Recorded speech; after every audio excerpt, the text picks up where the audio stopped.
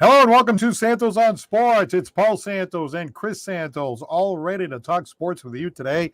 And we have a lot to talk about, that is for sure. We want to thank our sponsors right off the top: Scotty's Pub, 202 Pleasant Street in Fall River. Citywide Glass with 3 locations to serve you in Dartmouth, Fall River, and Taunton.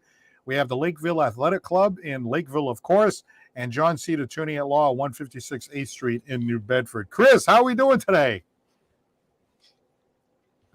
I'm well, Paul, and yourself. It's another week of football, and actually tonight, right after I leave you, I'm off to the Century House for the New Bedford High School Gridiron Hall of Fame, and 5 inductees into tonight's Hall of Fame. So we'll be interviewing them for the New Bedford Cable TV, and looking forward to always this evening. It's such a great time to talk to the inductees, and then obviously we get to talk to Coach DeBrito, maybe sometimes. The superintendent shows up, sometimes the athletic director. So we get a lot in. It's a lot of fun. Yeah, and congratulations to all the inductees this year. It is a great event that they put on every single year over there. It's been going on for years and years. It's always great because it's Thanksgiving week. And so certainly yourself and Joe enjoy it. And folks that are watching, make sure you check that out on your Bedford Cable Network. All right. As far as the Patriots, I should be happy, right? I should be happy, but I'm not happy. I'm still feeling that Zappy thing, but we won't get into that. But I just want to say this, right? That was the ugliest, crappiest, weakest win I've ever seen. I mean, think about this, right? I know the offensive line stinks, and I know that, it's not really Mac Jones's fault that they didn't build anything around him. They didn't build anything around him. Like Miami built something around Tua, and, you could go down the whole list and all that. But, Mac Jones, at the end of that game, when he was warming up on the sideline and we were waiting for the Patriots to get the ball back, did anybody think he was going to march him down the field and win the game? I didn't. I was thinking, at least we can run the ball back in the field goal range. Maybe something will happen, right? And of course, the guy takes it to the house. And I'm like, thank God, because we weren't going to win that game. But think about this, right? The 85% completion rating, the quarterback rating and all that. You can take that and put it right in the shredder. Yeah, your 85% completion rate, that's because when you're 3rd and 17, you pass the ball for 8 yards and then punt. I mean, they didn't even try to get the first down. When it was 3rd and long, they didn't even try to get the first down. Why? Because they knew that if you tried to throw the ball downfield, it was going to be a disaster. Every single play was dinks and dunks. How about trying to quarterback sneak on 2nd down? How about at the end of the first half when each team was like, run it a couple times and punt it to you. No, we'll run it a couple times and punt it to you. Nobody even tried to get points at the end of the first half. That's how bad, both teams were. So I just saw a lot of real weak stuff. And, looking back real quick before I let you go, right? Again, I'm just saying this, right? The Patriots scored 38 points, right, a couple weeks ago. Who was quarterbacking? Not Mac Jones. Okay, then the week before that, they scored 29 points against the Lions. The quarterback was in the game? Not Mac Jones, right? So the times that they've put up the most points, again, they're all mediocre teams, you know what I mean, is when Jones wasn't even in there. So I think, yes, the play calling is terrible. Yes, the offensive line is terrible. But this guy doesn't do anything to elevate. He doesn't step in the pocket. They don't even want him to throw it down the field. So I'm kind of discouraged about the whole offense for all the reasons stated. But I just don't think that this guy right here, Jones, is really the guy to take us to the promised land down the road. It just doesn't seem like it. I just don't feel it. This is what my eyeballs are telling me. I don't care about the passer rating. I don't care about the quarterback rating. I don't care about any of that. You can throw all that out. I'm watching the game with my eyeballs, and I'm saying, this is terrible. This offense sucks. All right, what say you? Well, I agree with, mostly everything that you're presenting, Paul. And, yeah, you look at the stats, 23 for 27, 246 yards, which is the 2nd most against the New York Jets this season. So saying that the Jets had a pretty good defense, I have to say, yeah, they're up there. So you average 9 yards, per pass, which isn't bad, obviously. But I go with the play calling, very suspect at critical points of the game, Paul. In critical situations, let's say, I can't go play action, get 15 yards, then go play action again, get another 20 yards, and I'm in jet territory. Then I go to shotgun, I run it 3 times, lose 7 yards, get out of field goal position, and then punt the ball. So when things are working, I don't know why you're changing some kind of play calls and situation stuff. Now, Trent Brown did not start the game. It was a coach's decision. Don't know what that was about. But then, of course, there was some injuries that came on afterwards. So Isaiah Wynn got injured, and Trent had to come back in. So now that moves pieces of the puzzles around. They lost their center. I don't know how long he's going to be out for, but that's a big loss as well. They can't lose things on the offensive line. But I thought the Jets played a soft zone coverage, didn't want to give up anything deep. And then it's check down situations for Mac Jones, and everything's underneath, like you talked about. So they tried to get creative with a full house backfield with 2 tight ends and Smith and Henry back there, and then obviously your main back. So that was kind of new and brought that up, and people maybe got excited about that. But I just thought critical plays at certain times just wasn't there. And I blame more of the play calling than I do anything else in this game. And then how about this one, Paul? It's taken 10 weeks in the NFL for the first punt return for a touchdown this year by any team. And it was at the end of that game for you to win that game and get you closer to your 9-8 record that you predicted at the end of the year.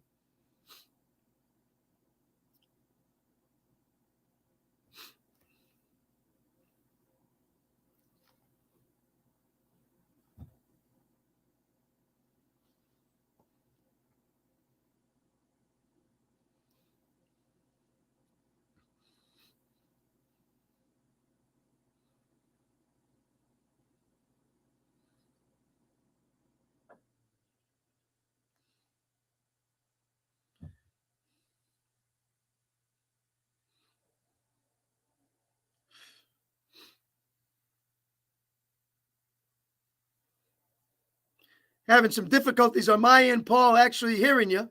So I know we have some technical difficulties. Hopefully we can fix that. Okay, sorry about that. Yes, I was just looking at the records here. And yes, I did predict 9 wins. Ryan, who was the Debbie Downer, he predicted 6-11, so they have to lose every game the rest of the season for that one to come out. Chris was 7-10. But we're all in. Karen Garigian, who we interviewed, the great reporter, she was 8-9. So we're all in the 6, 7, 8, 9 range, which I think was about right. Yep. But I got some major concerns here. You know, I'm just looking at how they played the game. You know, it really was almost like, you know, the play calling was terrible. But again, it was windy conditions and everything. And it almost felt like the offensive coordinators were afraid to ask Mac Jones to throw the ball down the field. I mean, once they got into the red zone, it was almost like, we're just going to run the ball a few times, kick field goal. They didn't even, I don't think they ever threw the ball into the end zone. Not that I can remember. The only time I ever saw the ball go into the end zone is when Zappi hit Thornton in the back of the end zone. And when he threw that BB stepping up in the pocket. I mean, they don't even bother trying to have him throw into the end zone. So is that because the offensive coordinators don't have confidence in him? Or is it because there was a windy conditions? Or, you know, maybe the ankle isn't 100% yet? There's something not right there about the fact that when you get downfield and you get in the end zone, they just can't take it to the hoop. They just can't do it, or they're not going to do it. Something isn't right. You're not going to win many more games like this. I mean, I if you play like, you know, scoring 3 points with your offense, I mean, you can't win like that. No, you can't. And it's very difficult. And a defense can do that for you probably in a 17-game year. I don't know, maybe 2, maybe 3 times to really help you out. And how great were they, obviously, on Sunday, really getting Zach Wilson off his game once again. You know, probably seeing ghosts, as he said in the first time they met, but he didn't even look good in this one as well. Throwing the ball all around. I know it was windy. Judon looked great once again. They had Mac Wilson doing some spying on Wilson to make sure he wouldn't take off. So they did that right. They changed up the fronts. They went 3-man. They went 5-man. Judon looping around on the 3s, coming in from everywhere on the 5. So they did really well. But, yeah, how long can you sustain that without your offense getting going? And unless Mac and this crew, and you text me, Paul, and you said, is he holding the ball too long? And there are occasions, yes, when you're looking downfield and you see that soft zone coverage and they got it tied up. And now you got, you know, so much time in your head to get rid of it. And you're looking for your progressions and your checkdowns. You got to do it a little bit faster. So, you know, you can get away with those. And I think Jimmy Garoppolo did it well last night and how he uses it. Mac's got to find a way, and they got to find a way to get it going as well. But the offensive line has to hold up. You can't give up 7 sacks like they did on Sunday. No, that's true. But listen to this, right? I was just thinking to myself as I'm watching that game, right? There was one play there where they were in field goal range, and he dropped back like 9 yards and was tapping the football. He gets sacked, kind of like Brian Hoyer did in that game against Kansas City a couple of years back, right? Mhm. So I'm like, so then hey, Folk, he can usually kick that field goal, but in those wind conditions, the ball ended up bouncing off the crossbar. So I think I picked up my phone and I'm like, we just lost 3 points because because of that bad decision. So that's an example there. Yeah, there were a bunch of sacks, but if you could have just thrown the ball out of bounds or got rid of the ball, that would have been the right thing. And by the way, right? I know you're talking about that Patriots defense, right? Talking about the Patriots defense. So I'm listening to everybody talking about, oh, yeah, that Patriots defense. Oh, yeah, defense wins championships and blah, blah, blah, blah, right? And I'm looking at the defense. I'm thinking, have we forgotten? Have we forgotten that against the crappy Bears, that they were chasing this guy around? Basically, the Bears were playing like a high school offense, snap the ball to the quarterback and let him run. And we couldn't catch him. Have we all forgotten that? How bad they looked? They were freaking horrible. So, like, this great defense, are they going to be able to catch, Josh Allen when he's running around back there? I guess the Cardinals, their number one quarterback's not in there right now. But if you get into a game against a quarterback that can move around, I don't know. I think this defense, hey, they played good. I don't want to take anything away from Judon's having a great year. I think they've come together. The cornerbacks are doing all right. Jones is a real good corner and stuff like that. But, I think we're getting a little too excited too quick with the defense because we've seen the defense look really bad against teams that aren't even that good a few times. So let's not forget that. I think people are forgetting that. I don't think they're forgetting it. I think they're going by the week that is in front of you and what they're doing against that quarterback on the other team. And yes, you are correct. Fields had a field day, and so did Lamar Jackson. And you got Allen 2 more times, and you even got Tua, who can run the ball as well too. And Kyler Murray plays, that gives another option. They've been good against the quarterback in the pocket who likes to stick around there and do the job. And so they're going to have to find whether they spy more, whatever it is they need to do, but they got to get some linebackers with some speed that better catch up to guys who will want to take off. And you saw it in the NFL on Sunday night with only 1:30, how fast Patrick Mahomes can get down the field when he can take off against the Chargers and get a game-winning touchdown and hit Kelsey. And when you got guys like that, you have to find a way to stop those kind of guys and make it difficult for them, like Tampa did when they played Kansas City. So the Patriots are going to have to, yes, find the way, but at least they're doing it against the quarterbacks who are more pocket passes. Let's see what they do against the runners. They need to change that defense, and they better fix it, or the other ones are going to have a field day. All right, 774-762-6234. Let's see what you think here about this Patriots team and the offense only scoring 3 points and all that. And you look back at some of these wins over here, right? Okay, they beat the Steelers. The Steelers are 3-7. Okay, they beat the Lions. The Lions are 4-6. They beat the Browns. The Browns are 3-7. Okay, you got a couple of wins against the Jets, but I think their 6-4 record is fraudulent. So who have they really beaten? They haven't beaten anybody that great. You know what I mean? Lost to the Ravens, lost to the Dolphins, lost to the Packers. The Packers are struggling, and they couldn't even beat them. So I'm a little concerned. All right, but it's 6-4, right? So what do you think? They have to get 10 wins to get into the playoffs, so they got to go 4-3. So I remember Mark from Chicago said, okay, let's go down the list here. This is a win. This is a loss. This is a win. This is a loss. I mean, even if you lose to the 2 games against the Bills, right, you still can win against, the Cardinals and the Raiders. Yep. The Bengals, I don't know. They're not really the same team they were. They're struggling. And even the Vikings, right? So what happens with the Vikings now, right? The thought process was, okay, if the Vikings get hammered by the Dallas Cowboys, I don't think anybody saw that coming. But the thought process was if they lose to Dallas, then they're going to be like drooling and they're going to be hungry against the Patriots. Whereas if they beat Dallas, they might be feeling good about themselves, and then it might be a game they get caught off guard. But what about now? I mean, I know you watched that game much more closely than I did as a Dallas fan, so I know you're happy today about that. But, the Vikings exposed? In other words, what your team did to the Vikings, is that something that Belichick can look at and say, hey, maybe we can do something similar to really get these guys back on the heels? Maybe they're starting to struggle a little bit, and the Patriots can take advantage of that. Well, I find it interesting because, you come up with probably your win of the season at Buffalo, and you are 8-1, and you come home to play Dallas. You would figured you would be flying high, saying, "Hey, man, we just beat the Bills, who's kind of on top of the AFC as a team." And you sit back and say, "Okay, now we got Dallas. If we knock them off, people will realize how good the Minnesota Vikings are." And I'm waiting for that game to come. And even the gamblers out there in Vegas going, Dallas is actually favored in the football game. And I'm going, why is a 6-3 team favored over an 8-1 team who just beat the Buffalo Bills? Well, once again, Vegas knows more than what we know, because the Cowboys not only won, they hammered the Vikings, and they did it with their defense. And of course, they did with their running backs with Pollard and Ezekiel Elliott. But it's amazing to me to watch how they know when a team is kind of like on a high and on a low, or so much emotion and they can't sustain it.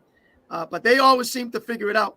But the Cowboys played a complete game finally, and I hope it can continue and lead them over the Giants Thanksgiving, and then see what happens, obviously, down the road, down the stretch, and into the playoffs.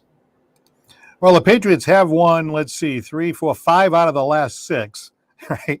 So, I don't know why I'm not happy. I'm looking at these games and I'm like, I don't know. But then, of course, 2 of those 5 games, Zappe was in there. And again, I hate to keep bringing Zappe up, but, 29-0 against the Lions, 38-15 against the Browns. I mean, the games that Mac Jones win, it's like the Steelers 17-14. Let's like grind out, can't move the ball, got to have the defense win it for you. This last game 3-3, the special teams wins the game for you. Most of the games that he's played has been this grind out, can't get enough points kind of a thing. Relying on the defense, relying on the special teams, relying on Nick Folk, or a ball being run back like we just saw the other day by Jones. But man, I don't know. I'm rooting for the kid. I mean, I think, obviously they put him in a very, very difficult spot because they did nothing to build around him. So again, I think that is a factor, but I don't know, that it factor that I like to talk about that you just can't put your finger on. I'm not seeing it. Zappe's a little on the short side. So they were starting to bat his balls down, even in the second half against that Bears game. He was getting balls swatted down. So, you can't, add height to yourself. Okay. So whatever the height he is. So when teams are going to be able to bat his ball down. But, just seeing him drop back, and then here comes the rush. And then he kind of feels the rush. And then he steps here and he steps there and he zips the ball downfield. And in the back of the end zone is Thornton, When have we seen Mac do that? He's never done it. I don't care who he's playing. Never done anything like that. He goes back. The defense comes in. He then cradles down like in the fetal position, and down he goes. So I mean, I'm just not seeing him adding anything to this.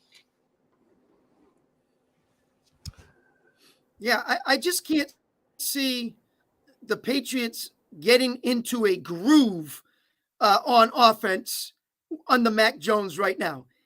It doesn't seem like they have a set of plays that they can lean on when they need it, whether it's down the field or in the red zone when they get there. And then when they finally find something and it looks like, oh, we got it going, they get away from it and they go somewhere else and they do something different. So I can't figure out what Patricia's thought process is on some of these plays. And I kind of scratched my head and said, well, why is he not going back to this? Because that's been working.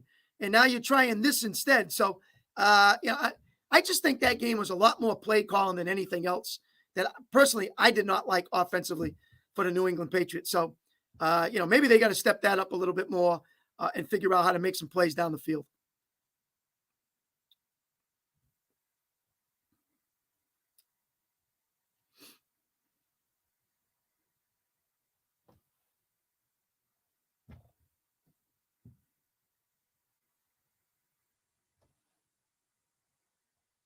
That.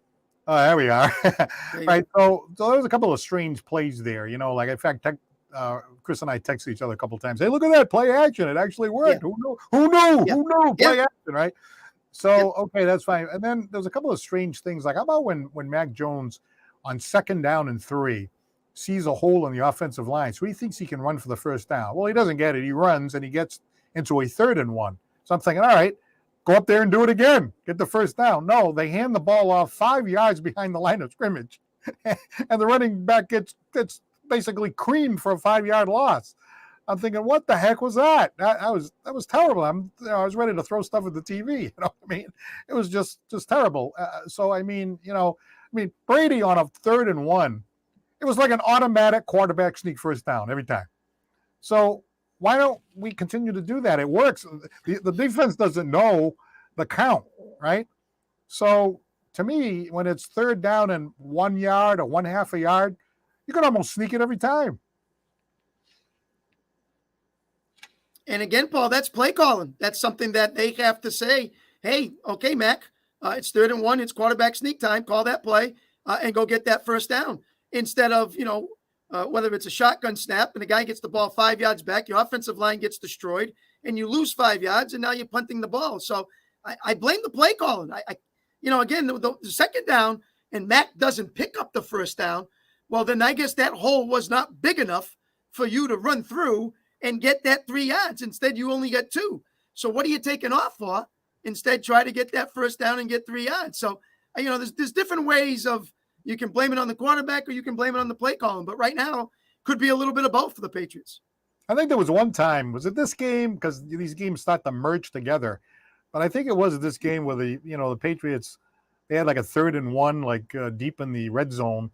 They called timeout. Then they went out there and did the play, the long count thing, like trying to draw the other team offside. Right? So I'm like, are you freaking kidding me?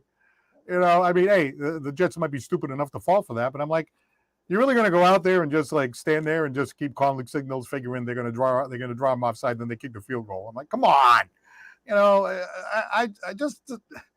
don't know. I don't know what I'm watching over here. I'm watching this game and I'm like, again, I spoiled for 20 years and all that kind of stuff, But I just don't think what you're seeing there can be sustained. 3 in a row, that's great. 5 out of the last 6. Again, 2 of those games with Zappe at quarterback. But, it's one thing to say, hey, a win's a win, so let's put it under our belt and everything else. That's fine. A win's a win. And, if the Patriots can get a playoff spot, that's certainly a lot better than some other teams that don't do that and so forth when they're trying to rebuild. But I'm trying to look at the big picture, right? You want to be able to at least duplicate last year at the very least, and then go in the playoff and try to get a win, get something under your belt. Let's build something over here. I just not feeling good at all. I mean, I'm feeling like this team has just a lot missing on the offensive side of the ball. Now, whether it's Mac Jones, the offensive line, whatever, you can't go on like this. You just can't do it. I don't care how many games they've won. Well, you gotta look past this game now, Paul, because this one's over, and you got to think, hey, we got a short week. We got Thursday night football. We're on primetime TV. We're on the road in Minnesota. 8 o'clock, 8:30 start, and another big game for New England. Knowing that, hey, this team had beaten Buffalo in Buffalo, and how are we going to stop Justin Jefferson, which I think they can do because I like their secondary. And it's a matter of, once again, finding ways to put points on the board. And so they have a very short week to try to get that done. Never mind, they have to rely on their center, who may not even be healthy, and he may be done for the year. I don't know. He got out with a thigh injury, and I heard that it wasn't very good. So losing Andrews is going to be really big. That shakes up that offensive line even more.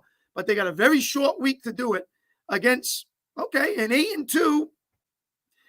Kirk Cousins is always good for something where he always makes some kind of mistake. So hopefully he makes a couple more and the Patriots take advantage of it. But it's another big game on primetime night on Thursday at 8 o'clock.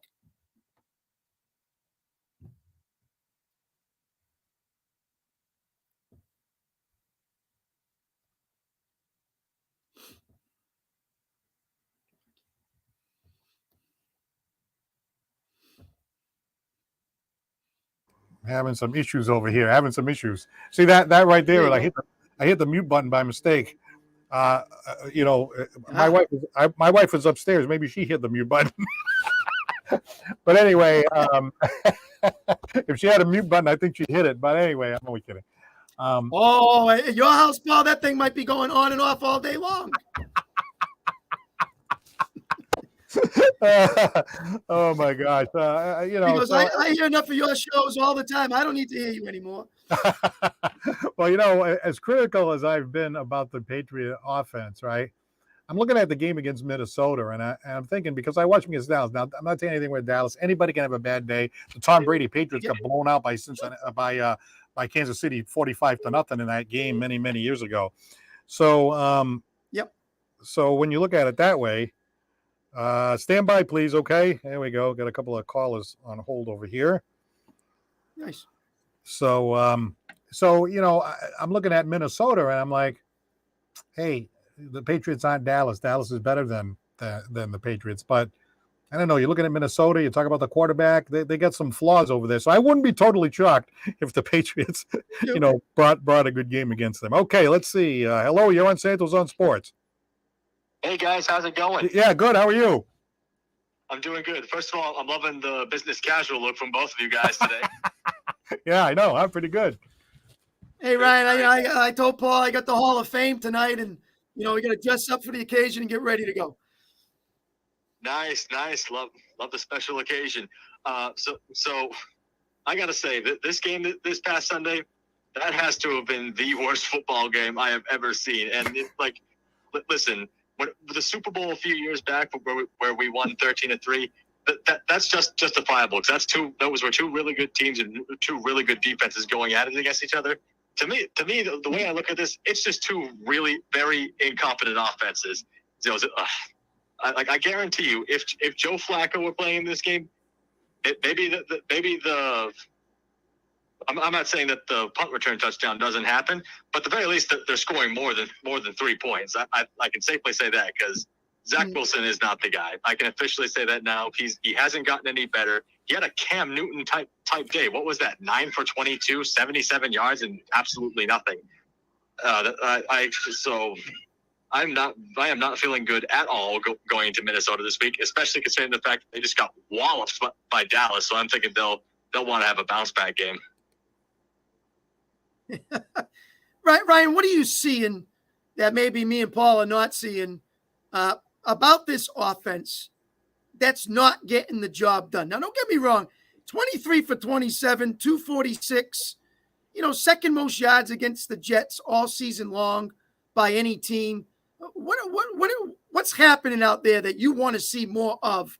I mean, it looked like the Jets were playing really back and saying, man, we're just not going to give anything deep. And we're going to see on this windy day if he can beat us underneath. And we'll try to get our linebackers just to catch up to these guys. And we'll be all right. And it seemed to work out. Hey, Chris, before Ryan answers that question, you can take that statistic and, you can put it in the shredder. Yeah, no, I know. I understand that. Although, if you're going to throw the ball 3 yards all day, you know what I'm saying? But anyway, Ryan, go ahead.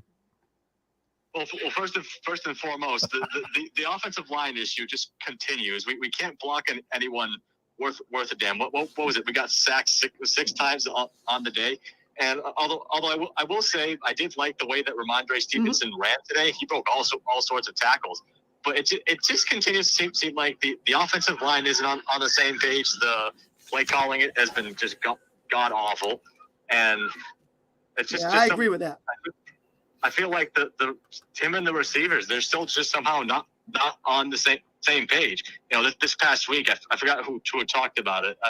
It might have been Bedard. I'm not sure, but someone had reported that there's just some issues where they're not on the same page with Jones, because he's stepping. Actually, you know what? I think it's Dan Orlovsky. That's who it was. Who was looking at some film and was kind of pointing out where Mac is taking like a 3-step drop. He's ready to gun it, but the receivers aren't even turned around. So it's the offense just isn't being coordinated well. Nobody's on the same page with Jones. And sure, he threw for 246 yards, but like Paul said, I throw those in the shredder because what'd you get out of it? 3 points, except for that punt return touchdown. Yeah. No. And listen, I can agree to that. And again, I talked about the play calling, and I talked about it just doesn't look like the offense can get into a groove of any sort. And when they finally seem like they find it for 2 plays, then they change the play calling and they go to something else, and it's just disastrous. and then it's punt the ball away. So it just doesn't seem like there's set plays they can lean on. Doesn't look like they can just find a way to say, hey, this is what I can get all the time, and get some first downs. And it's been like that for a little bit. And if that can't get together, then it's going to be some tough games against Cincinnati, Minnesota, Buffalo twice, Miami again, and see how it goes. Never mind maybe a running quarterback if Murray comes back in, which we have yet to see them actually slow down a running quarterback. Well, before Ryan answers that or picks up on that conversation, Ryan, how about Chris was talking about it felt like the Jets defense was almost like playing back and, giving you 5 yards. It felt like, and I have to go back and look at statistics, right? There was a few times where the Patriots were in like a 3rd and 15 or a 3rd and 12. And I'm thinking, all right, let's see what they come up with here on the 3rd and 12. Okay, drop back, dink the thing down for 5 yards, get tackled and punt. So there's a completion. There's a gain of 5 or 6 yards. You can check it off as another complete pass. You can check it off as a positive gain. But you know what it means? It means absolutely nothing. It means crap, right? Didn't it feel like that happened, Ryan, a few times? Absolutely, yeah. Nothing cheap, nothing deep is really what that was, and they could do that because that Jets front four they were getting home. It felt like every other snap. Whether and the bunch you saw a couple of those that 4th down conversion, 4th and 3. They just tried to run a sweep with Stevenson. It looked like they stuffed it. Like I've said it before, like that Jets defense is really good, especially that front four. I think so. Like they were teeing off the whole day. Yeah, I agree with you there. I still think the Jets is a pretty good defense. If they could get some offense together, they're kind of almost like a mirror image of the Patriots right now, and what's going on with them, where Zach Wilson has just not shown up to be the player they thought he would be. And definitely the 2 games against the Patriots, he has been pathetic. And that's not NFL quarterback at all. They will never win if he continues to play like that. Hey, Ryan, let me ask you a question, right? A lot of people, the fans, they're all excited about the Patriots defense, right? Oh, the Patriots defense this, the Patriots defense that. Hey, they got some good play from a lot of people. We talk about Judon, not taking anything away from him, having a great year and everything else, an all-pro year. But then at the same time, we're talking about how terrible Zach Wilson is. Zach Wilson's terrible. He's awful. He's terrible. He stinks. He's a bum and everything else. Well, so then when the Patriots shut him down, why are we patting ourselves on the back? When the Patriots play against those quarterbacks, like, when they did against the Bears and they couldn't catch the guy, they got to play Josh Allen twice, and perhaps Murray comes back, right? So can you see the Patriots like chasing these guys all around the field? I mean, I'm still not 100% sold even on the defense. Me neither, because you mentioned it before, the mobile quarterbacks. Look at what Lamar did to us. He tore us apart. And sure, we did decently against Rodgers, but he's having a down year in comparison. And otherwise, it was Zach Wilson. It was Sam Ellinger. It was who else was it? Jacoby Brissett, Jared Goff. Although somehow they've had a resurgence all of a sudden. Starting this week against Thanksgiving, even though Kirk Cousins in that offense didn't have a good game, I'd say this is going to be a real test this week. Because sure, he's a pocket guy, but that's a legitimate offense. All right, real quick, a prediction on. Well, you have Dalvin Cook, obviously. Go ahead. I'm sorry. No, that's okay. I mean, I was just commenting on the offense of the Vikings. Obviously, you have a talented running back in Matson and Cook, 2 guys that can run. You got Jefferson out there. You got Hawkinson. You got some guys that can really tear it up. So the Patriots defense will have to be ready to go and tested. I'm just not sold. That's just me. I'm just not sold on Cousins as a quarterback. There are times he looks brilliant, good at all. So I'll be kind of curious to see how he looks against the New England Patriots. Yeah, it'd be certainly fun that on Thanksgiving night, where I'm usually dozing off because all the turkey I had all day, I gotta get that nap in there because I won't make it till 11 o'clock. But it'll be fun to watch the Patriots. So Ryan, it sounds to me like you think that there's a chance that Minnesota is just going to be like foaming at the mouth, and they're really going to stick it to the Patriots. I mean, anything is possible this year in football. You can't predict anything. A lot of times I'm watching the red zone. I'm like, who's beating who? So, I mean, who knows what's going to happen. But it sounds to me like you feel like this could be a dangerous game because of Minnesota's beating at the hands of Dallas. I think so. I think, say what you want about Kirk Cousins. I'm not fully sold on him either. but the big thing that I've seen from this team ever since Kevin O'Connell got there, except for this past Dallas game, that this is a resilient football team. They were down 17 to Buffalo. They ended up, albeit they forced some mistakes on Buffalo's part, but they had to execute on offense. They came back and won that game. So I'm just hoping the Patriots this week isn't foaming at the mouths and getting too cocky themselves. Like, oh, look at what Dallas did to them. Our pass rush is just as good. I don't think they are, but this will be a real test. I will say that right now. I'm just hoping that the Patriots don't somehow view this as easy pickings because of the way Dallas annihilated them this week. Aren't you a Dallas fan? I am, yeah. I was actually in shock at this past week. Like the way that they laid an egg against the Packers, especially when it comes to their run defense. I thought Dalvin Cook was going to run all over them, but Micah Parsons set the tone from the very first snap of the game. I think it was with that strip sack. It was amazing to see. Hopefully they continue to play like this. Hey, Ryan, thank you so much for calling and your usual very good contribution to our show, and we'll talk to you again. Thanks for having me on, guys. Happy Thanksgiving. Yeah, happy Thanksgiving to you and your family. Thanks, Ryan. All right, any thoughts on that? I mean, I was watching the game not as close to you, but I mean, what a blowout. Okay, let's see. Are you there? Go ahead. There's a big blowout. Well, I wanted to maybe get Ryan's thoughts on. Yeah, maybe I can get Ryan's thoughts next time he calls. But I'm liking Tony Pollard more and more every time I see him. And I'm really hoping that the Dallas Cowboys take into perspective what they saw from him on Sunday and say, we got to get this guy the ball a little bit more than what he's been getting it. Now, don't get me wrong. Zeke does his thing, and he gets the hard nose yardage, first downs, and maybe some touchdowns. But Paul is that elusive, catching it out of the backfield, and then he can get it to you from the running back position as well. So I'd like to see him more involved in that offense. That I'm looking for. Number two, I hope Ryan eats nice and early.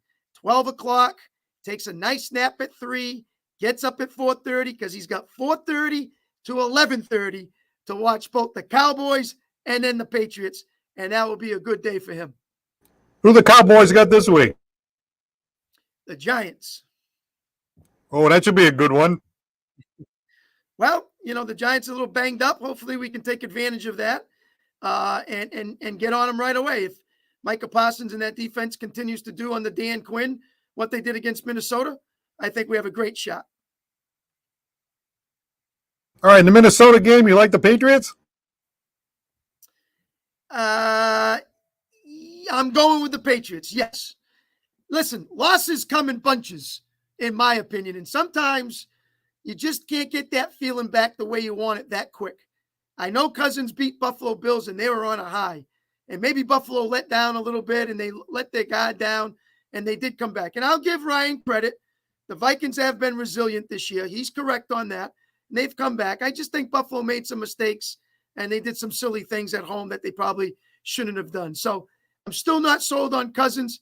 I think he will find a way to kind of mishandle this game, and that's going to put right in the Patriots' favor, and they're going to come out and win this game.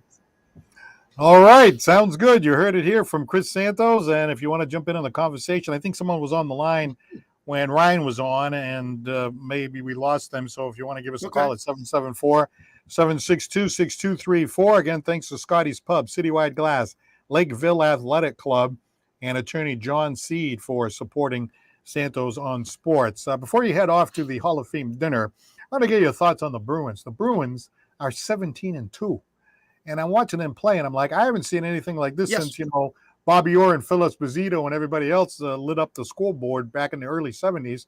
And sometimes it led them to the cup, and sometimes it led them to being upset in the first round. So I'm watching this, and I'm excited, and I'm happy, and I think they're deep, and I think they're legit. The problem is hockey's so unpredictable that, God, it almost feels like they're hot at the wrong time. Like, can you be hot now and still be hot later? Oh, I think you can. And there are going to be times where they're going to have that frame of maybe 6 to 10 games where they struggle a little bit. But I think they can come right back out of it. I like the way they're playing for their new head coach. Olmark has really stepped up his game. I texted you last night. Very, very impressive with the Boston Bruins and how they work under their captain, Patrice Bergeron, who got his 1,000th point. Ray Bork, Johnny Busick, Phil Esposito, and now Patrice Bergeron. And not only that, it's when Marchand scored. Usually you score, you slam yourself into the glass or you pump up. He didn't do any of that. He scored and he ran to Bergeron and said, "Where's my captain?" He got his 1,000th, and then he called everyone over. The whole bench came over. They all celebrated with Bergeron, their captain, the guy they love the most. He must be a wonderful teammate inside the locker room and obviously on the ice, because everybody was out there, from the backup goalie who even made it out there to make sure they all hugged Bergeron, high-fived him. So great class, I have to admit, by the Boston Bruins last night, and what I saw in a very, very solid win against the Tampa Bay Lightning. Remember who you're playing, Paul. You're not playing the Sisters of the Poor in this one. You're playing a good, solid team in Tampa Bay. So that's a good start for Boston, knowing they can go on the road and beat Tampa in Tampa, and they got Florida coming up. Well, you talk about Patrice Bergeron, class act on and off the ice. I mean, here's a guy who, when he retires, it's going to be like, wow, like 20 years of an era with Patrice Bergeron. It's so nice that he got at least that one cup so far, because, if this was a situation where they hadn't won with him, sort of like the Ray Bork thing, it would have been more disappointing. So at least he's got the name on the cup. But it'd be nice to get another one before it's all said and done. I think that's what they're trying to do. But I'm looking at the team, right? And man, it is a deep team, and their power play is nasty. And their forwards got a lot of talent up there. First line, second line, even third line defensively.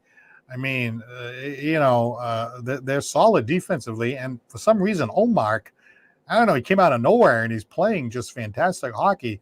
So it looks like they're deep enough. The combination of the seasoned veterans like the Bergerons, the Marchands, you mix it in with the Pasternak, which I hope they can sign him, McAvoy, and other players that they have there.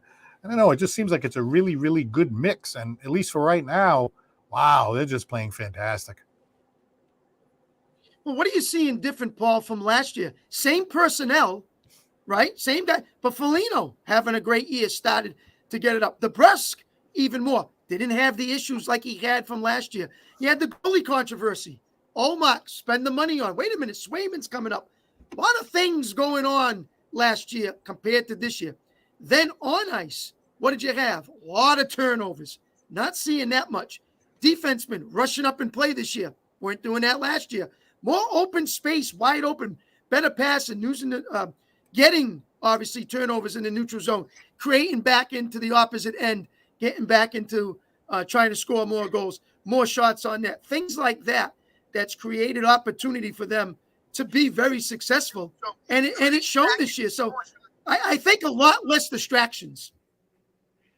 Well, I got to tell you, one of the things that's different, of course, is the coach, right? So I don't think you can necessarily dismiss that, right? I mean, and again, we talked about Bergeron, class act and everything. Right. I don't think Bergeron liked Cassidy toward the end. We weren't even sure he was coming back. We talked about that before. And then as soon as the coach was changed, all of a sudden back comes Krejci.